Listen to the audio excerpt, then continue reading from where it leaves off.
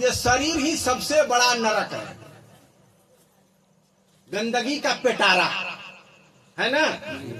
आंख से किच्ची, कान से गुज्जू, नाक से घी, मुंह से खखारो, नीचा ऊपर से तो किची निकले जानबे करे। ओकरा बाद सब रोम रोम से पसीना कत खुशबू महके छै।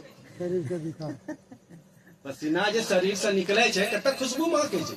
कतो सेंट लगाबो और जाए वाला नहीं है। मलवाहिनी यान, संस्कृत में इस शरीर को कहा गया है मलवाहिनी यान। पैखाना ढोए वाला वाहन है। सबसे गंदा चीज किसको कहते हैं?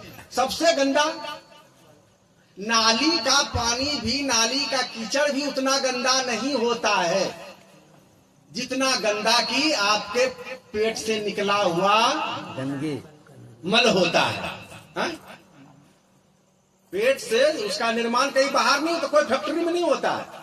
कितना भी कोशिश कर ले, जो मल आपके पेट में निर्माण होता है किसी फैक्ट्री में नहीं होता है। सबसे गंदा चीज आपका फैक्ट्री, और उस फैक्ट्री को लेकर के, उस मल को लेकर दिन रात घूमते फिरते हो। सत्संगों में बैठे वही गंदगी लेके बैठे ना। मंदिर में भी जाते हो, भोले बाबा को जल भी चढ़ाते हो, तो गंदगी का पिटारा खाते हैं। धर्म राखी दीजिए की गंदगी का पेटारा लेके तुम मंदिर में जाते हो, सत्संग में जाते हो, तो सबसे बड़ा नरक क्या है? ये शरीर ही है। और नरक को नरक ही बना करके रखोगे तो ये महानरक होगा। ये नरक तो है, लेकिन नरक के साथ साथ ये देवालय भी है। देहो देवालय, क्योंकि इसी देवालय में, इसी मंदिर में हमारा परमात्मा भी निवास करता है। हृदय मंदिर में, इसी शरीर में हृदय है, और हृदय में जो है परमात्मा का निवास है। बजरंग बली कहाँ देख ले रे? राम का गोड़ फाड़ी का, आंख फाड़ी का, कहाँ दिखाया था? हृदय में। हृदय संकेत है। फाड़ के क्या दिखाए नहीं दिखाए बात तो अलग चीज है, लेकिन उसका संकेत है कि परमात्मा का निवास कहाँ है? वो हृदय में। मोको कहाँ ढूंढे बंदे, मैं तो तेरे पास, मैं तुम्हारे पास में हूँ। ना मंदिर में, ना मस्जिद में, ना कावे में। मैं मंदिर मस्जिद काबा में नहीं हूँ, मैं तो तुम्हारे पास में हूँ, बहुत निकट हूँ, लेकिन तुमको दिखाई पड़ता नहीं। काजल सबसे निकट होता है आंख का। आंख का सबसे निकट काजल होता है, लेकिन आंख काजल को कभी देखता नहीं। देखता है क्या? नहीं देखता है। देखता कब है? जब दर्पण लेता है सामने। जब दर्पण सामने लेता है तब आंख देखता है काजल हमारे आंखों में, हमारे पास में ही है। उसी प्रकार से परमात्मा तो आपके पास में है, हृदय मंदिर में है। जब तक ये सद्गुरु रूपी दर्पण आपको नहीं मिलेगा तब तक दिखाए नहीं। तो सद्गुरु रूपी दर्पण के, इसलिए कहते हैं सद्गुरु के शरण में, सद्गुरु मेवा भी गच्छेत, श्रुति कहती है, शास्त्र कहता है कि सद्गुरु मेवा भी गच्छेत, सद्गुरु के शरण में जाओ। सद्गुरु शरणम गच्छ, सद्गुरु के शरण में जाओ। जब तक सद्गुरु के शरण में नहीं जाओगे तब तक तुम्हारा कल्याण होने वाला नहीं है।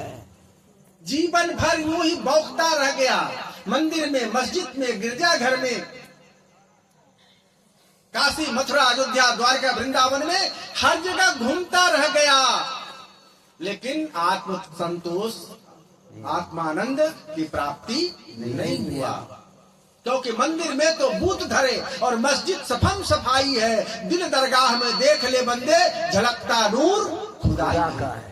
खुदा की नूर को देखना हो, परमात्मा के प्रकाश को देखना हो, तो मंदिर मस्जिद जाने की आवश्यकता नहीं है। जाते हो तो कोई गड़बड़ बात नहीं है, ठीक है, लेकिन वहां भी जाओ तो अपना मंदिर तो साथ नहीं जाएगा। मंदिर में भी जाओगे तो अपना मंदिर साथ ही जाएगा, और परमात्मा तुम अपने मंदिर में है तो बाहर वाला मंदिर में कभी दिखाई नहीं पड़ेगा। वहां उनकी प्रतिमा दिखाई पड़ेगी, उसकी छवि दिखाई पड़ेगी, लेकिन वहां परमात्मा दिखाई, परमात्मा तो आपके हृदय में है, हृदय में ही दिखाई पड़ेगा। इसलिए पंडित जी पूजा उजा कराने के बाद कहते हैं आंख मुनि का, हाथ जोड़ी का, आंख मुनि का ध्यान करो ना। जब परमात्मा उस मूर्ति में यदि परमात्मा है तो परमात्मा तो हमारे सामने है, आंख मुनने के क्या जरूरत है, परमात्मा तो हम देख ही रहे हैं। उस मूर्ति की पूजा करने के बाद हम लास्ट में हाथ जोड़कर और आंख बंद करके परमात्मा का ध्यान करते हैं, क्योंकि परमात्मा का वास है अंदर में और उसको ढूंढते हैं हम बाहर। कैसे मिलेगा? वस्तु कहीं खोजे कहीं क्यों कर आवे हाथ, वस्तु तो तब पाइया जब भेदी राखे।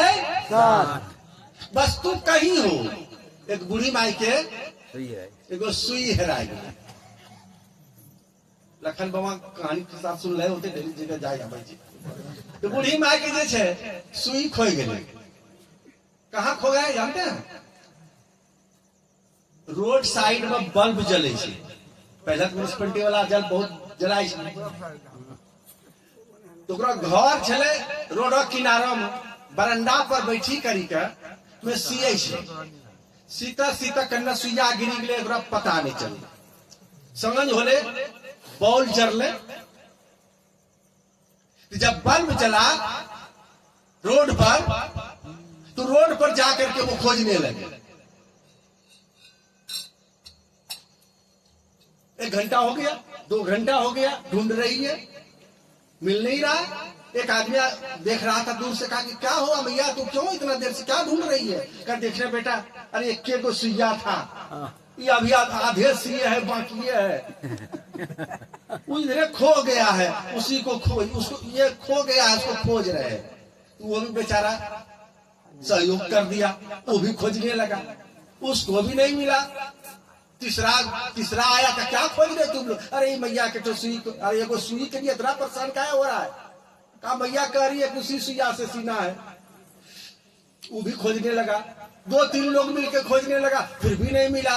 एक महात्मा जी उधर से आए, कह रहे भैया क्या चीज तुम लोग खोज रहे हो? क्या सोना चांदी हीरा मोती इस धूल में मिल गया है? तो सारी बातें बताया।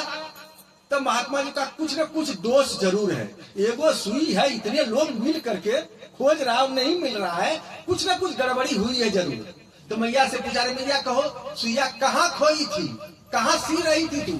कहो तो बरंडा पर बैठ के कर रहे। सुई खोई कहाँ का? बरंडा पर। का सुई खोई है बरंडा पर, तो यहाँ सड़क पर क्यों ढूंढ रही? जहाँ मोर रहते वहाँ ही नहीं मिलते, हमको नहीं मिलता है। का ठीक है, बात तुम्हारा भी सही है कि इंदौर में ही मिलेगा, प्रकाश में ही मिलेगा, अंधेरा में नहीं मिलेगा, ये बात भी सही है। लेकिन जहाँ खोई है प्रकाश वही होनी चाहिए। तो महात्मा जी के पास टॉर्च था, टॉर्च लेके निकाल के गया, चलो जैसे टॉर्च मारा उसी जगह गिरा हुआ। वस्तु तो तब पाइया जब भेदी राखे। जब भेदी सदगुरु तुम्हारे पास रहेंगे तभी तुम्हारे हृदय में निवास करने वाले जो राम है, जो परमात्मा है, वो मिलेंगे। इसलिए श्रुति कहती है सदगुरु मेवा भी गच्छे, सदगुरु के शरण में जाओ तभी तुम्हारा कल्याण होगा, नहीं तो कल्याण होने वाला नहीं है। इसलिए अभी भजन में आपने सुना कि सदगुरु का ले लो सहारा, उतर भव पारा। भव पार उतरना चाहते हो तो सदगुरु का सहारा लेना ही पड़ेगा। बिना सदगुरु का सहारा लिए हुए, बिना नौका का सहारा लिए, बिना चलाए वाला हो केवट नाविक, जब तक नाविक का सहारा नहीं लोगे तो नदी पार नहीं कर पाओगे। उसी तरह से जब तक सदगुरु का सहारा नहीं लोगे तो भवसागर से पार नहीं हो पाएगा। तो बहुत उम्र बीत गई और सदगुरु के शरण में नहीं आए। आज लेंगे, कल लेंगे, परसों लेंगे, आज कहे हरि कल भजूना, कल कहे फिर कल, और आज काल के करत ही अवसर जासी चल। आज कार करते करते करते करते आ गए बुढ़ौती की दहलीज पर। हो गया 60, 65, 70, अब चला चली की बेरा है। जाना तो ही है, सबको जाना है। एकाएक सभी को चलना है कचहरिया, ओढ़ी के चदरिया। एकाएक सभी को चलना है कचहरिया, ओढ़ी के चदरिया। एकाएक सभी को चलना है कचहरिया,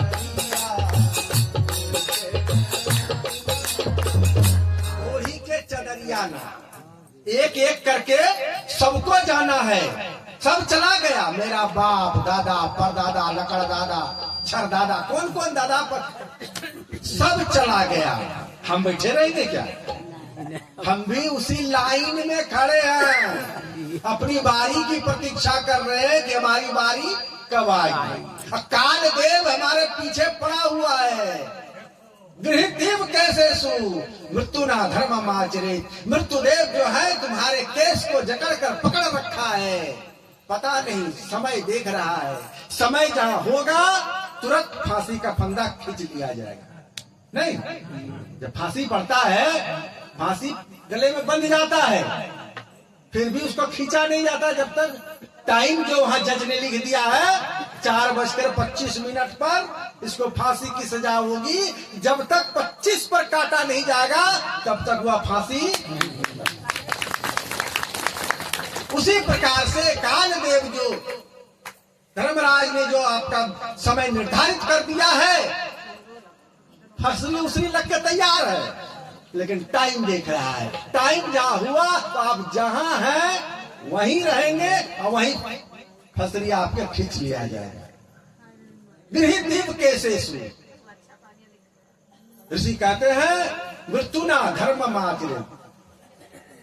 गृहदीप कैसे सु मृत्यु ना। मृत्यु देव जो है तुम्हारे केस को जकड़ कर पकड़ रखा है, इसलिए कब प्राण पखेरु तुम्हारे उड़ जाएंगे कोई ठिकाना नहीं है। इसलिए क्या करो? धर्मम आचरित, धर्म का आचरण करो। सत्यम वद धर्मम चर, स्वाध्याय ना प्रमद। ये हमारी श्रुति करती है, ये हमारा सनातन धर्म कहता है।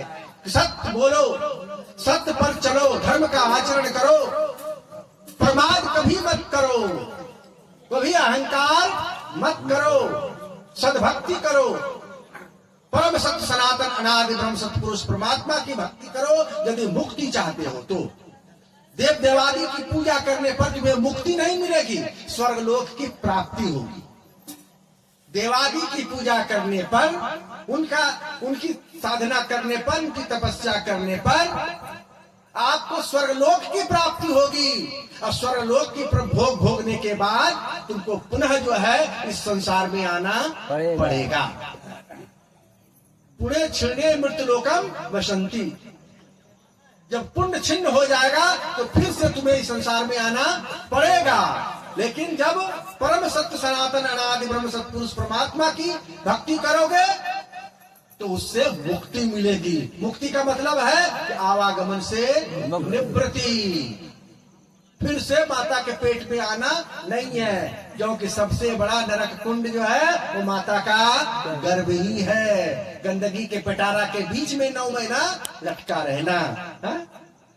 किन्नी भक्ति तू गर्भ में कबूल रे, अब बाहर आके गया सुधी वहां तो कबूला, वहां तो क्यों? वहां तुम्हारा संस्कार जमा हुआ था, सुरती तुम्हारी लगी हुई थी कि हमने कुछ किया नहीं और फिर से आ गया मैं गर्भ में। मैंने पहले जन्म जो जिस जन्म में वो था उस जन्म में मैंने कुछ किया नहीं, फिर मैं गर्भ में आ गया, फिर मैं जो है क्या कहते उसको काल कोठरी में फिर आ गया, फिर कैद हो गया मैं। इस बार यदि सजा माफ हो जाए, इस बार सजा माफ हो जाए, राष्ट्रपति से सजा माफी का नोटिस क्या कहते हो एप्लीकेशन भेजता है, हे परमात्मन इस बार मेरी सजा माफ कर दो, इस बार जब मैं जाऊंगा तो निश्चित रूप से भक्ति मैं करूंगा और भक्ति परम सत सनातन अनादि ब्रह्म सत्पुरुष परमात्मा की भक्ति करूंगा और मुक्ति को प्राप्त करूंगा, इस बार सजा हमको माफ कर दो। लेकिन संसार में जब आता है तो हवा लगे संसार के हो गए 12 तरह की बुद्धि उसकी हो जाती। क्यों? क्योंकि यह काल निरंजन का देश है। काल निरंजन जो नाना प्रकार के रूपों में हर जगह जो है अपना जाल फैलाए रखा है, वो सतपुरुष परमात्मा की भक्ति करने नहीं देता। लेकिन यदि रास्ता चलते हुए कहीं सद्गुरु मिल जाए और सद्गुरु का ज्ञान यदि हृदय पर चोट कर जाए तो फिर भक्ति करने में मन लग जाता है।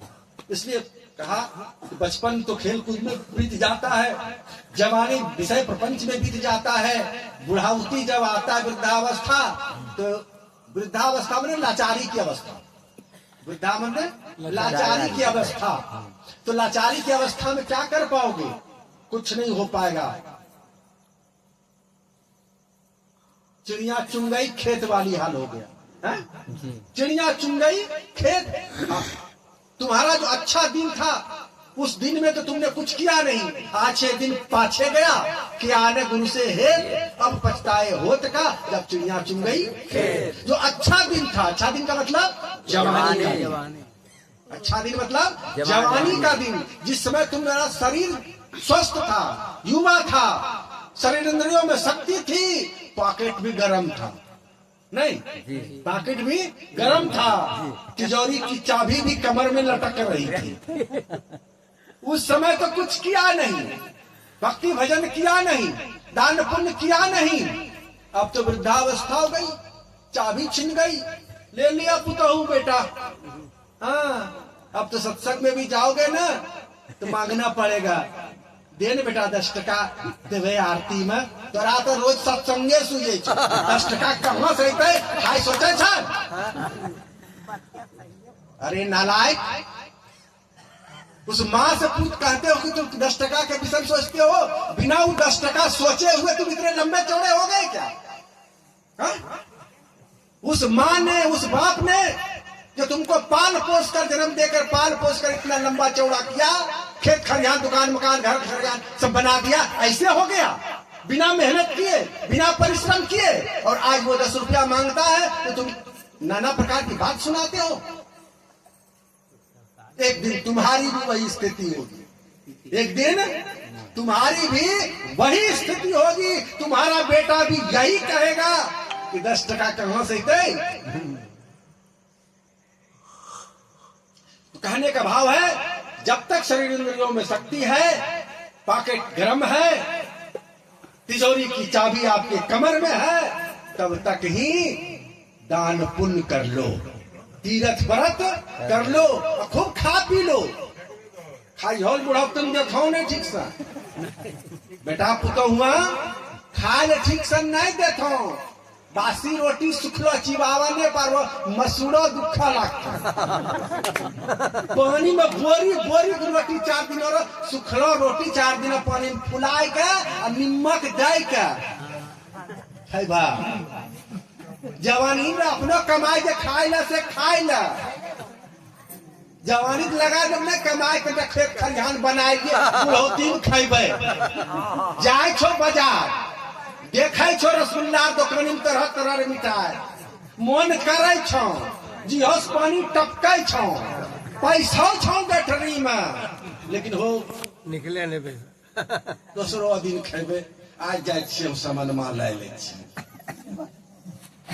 जी को मचोड़ के रख लेते हो, खाते पीते नहीं हो, और अंतिम में क्या होता है?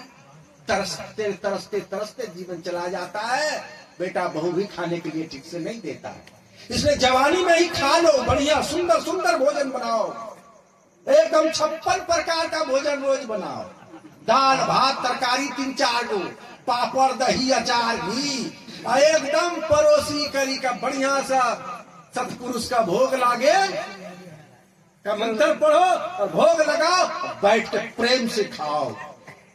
आए गए संत महात्माओं को भी खिलाओ, अतिथियों को भी खिलाओ, और जो घर परिवार के लोग हैं सबको खिलाओ। पहले खाओ।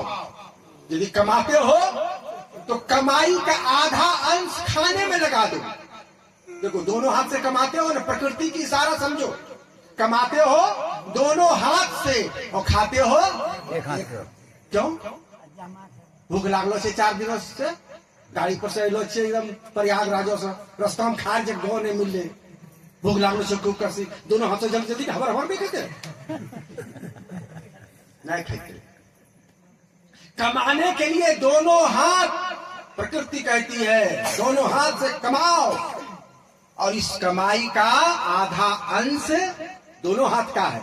आधा इसका हाथ है, आधा इसका हाथ है।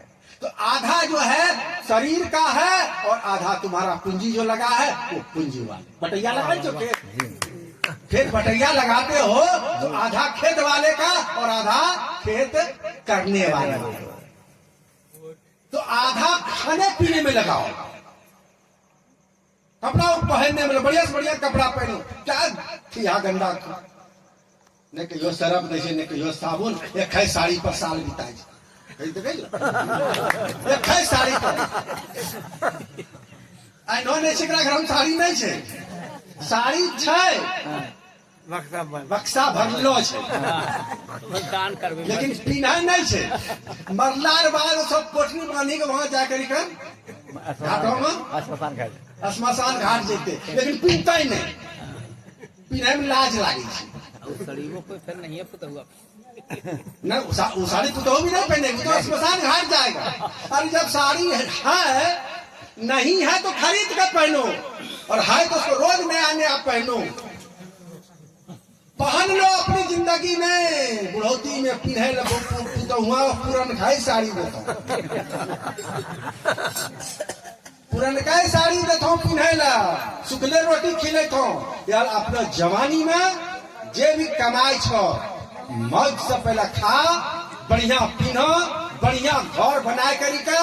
2 बीघा जमीन बिकियो जाए तो कोई बात नहीं चले, 2 बीघा जमीन बेची करी का बढ़िया 2 महल्ला घर बनाबो, एकदम पलंग तोशक तकिया, अपने मौज से जिंदगी जीवी ला। बुढ़ौती का है छौन बेटा पुतौआ ठुनको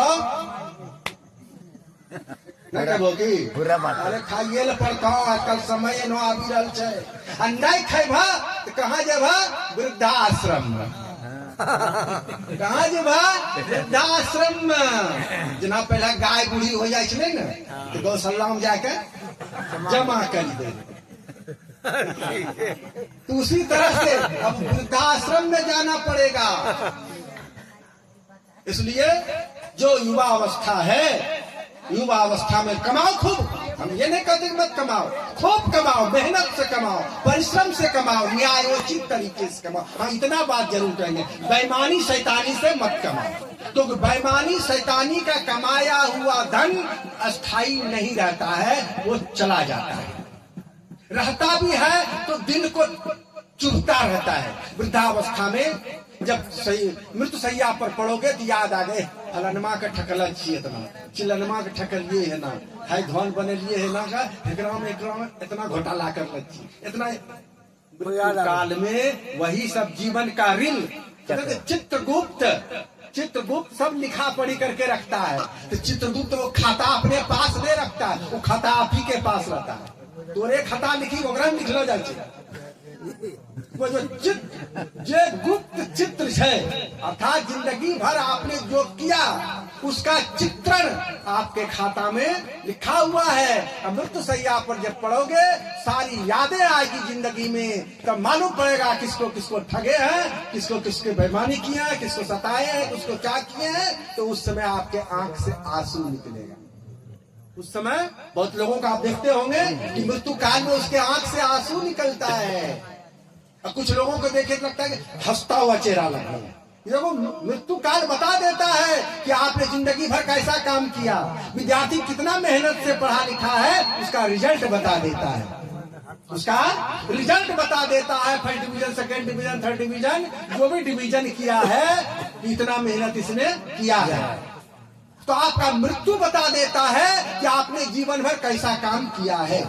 यदि मृत्यु काल में आंख से आंसू बह रहा है तो इसका मतलब है कि आप पछता रहे, जाते समय पश्चाताप हो रहा है कि मैंने जिंदगी भर गलत काम किया, लोगों को सताया, लोगों को परेशान किया, इतना बेईमानी शैतानी करके इतना धन दौलत बनाया, आज मेरे साथ कुछ जा नहीं रहा है। जिसके लिए बनाया वो भी एक चुल्लू पानी देने के लिए तैयार नहीं है। तो अपना जिंदगी बर्बाद करके जिसको आबाद करना चाहते हो वो भी तुम्हारा काम आने वाला नहीं है। हाँ, अब इसका मतलब उसको आबाद नहीं करे, उसको करे। क्यों? उसको जन्म दिए। यदि आप जन्म नहीं दिए होते तो आपने उसको जन्म दिया है, उसको आबाद कीजिए, उसको पढ़ाइए, लिखाइए, उसको पैर पर खड़ा कर दीजिए। नौकरी सर्विस यदि हो गया तो ठीक है, नहीं हुआ बिजनेस व्यापार करा दीजिए, उसको अपने पैर पर खड़ा कर दीजिए। लेकिन उसको पैर पर खड़ा करने के साथ साथ अपने शरीर स्वास्थ्य पर ध्यान दीजिए, अपना लोक और परलोक दोनों संवारने का काम दोनों साथ साथ। परलोक संवारने के लिए अलग से समय नहीं मिलेगा, अलग से समय नहीं मिलेगा। इसी समय में से समय को बांटना पड़ेगा। जैसे 5 सब्जेक्ट पढ़ाया जाता है स्कूल में तो 5 विषय का समय निर्धारित होता है, 5 घंटी निर्धारित होता है। उसी प्रकार से आपको घंटी निर्धारित करना होगा कि इतना समय लोक के लिए और इतना समय परलोक के लिए, इतना भोजन के लिए और इतना भजन के लिए, दोनों साथ साथ करना पड़ेगा। भजन के लिए भी समय निकालना पड़ेगा और भोजन के लिए भी समय निकालना पड़ेगा, तभी कल्याण होगा, नहीं तो कल्याण होने वाला इसलिए सतगुरु कबीर साहब कहते कि चेत आजा शरण तू कबीर की, चेत आजा शरण तू कबीर की, अरे छूटेगा जम जंजीर की। चेत आजा शरण तू कबीर की, अरे छूटेगा जम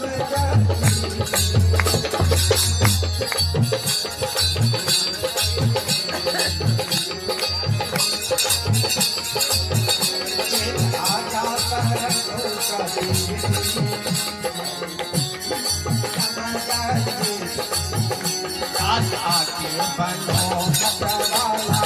मतवाला तो बचताएगा, आके बनो मतवाला तो बचताएगा।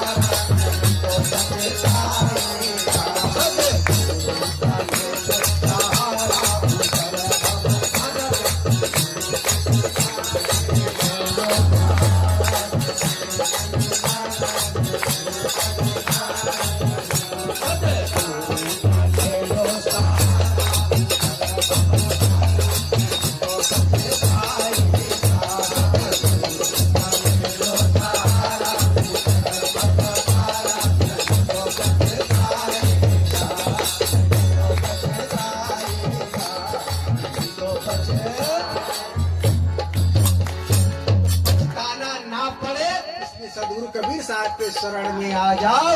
आरती चौका आनंद आरती का विधान किया गया है। ऐसे भूले भटके मानव जो कि आज तक गुरु शरण में नहीं आए हैं, सदगुरु के शरण में नहीं आए हैं, उन्हीं को लाने के लिए यह विधान किया जाता है। इस विधान को किया गया है जो ऐसे भूले भटके हैं वो सदगुरु के शरण में आए, नामदान लेकर के और भक्ति भजन करके अपने जीवन को सफल बनावे। इन्हीं वाणी वचनों के साथ अपनी वाणी पर यही विराम। बोलिए प्रेम से सदगुरु कबीर साहब।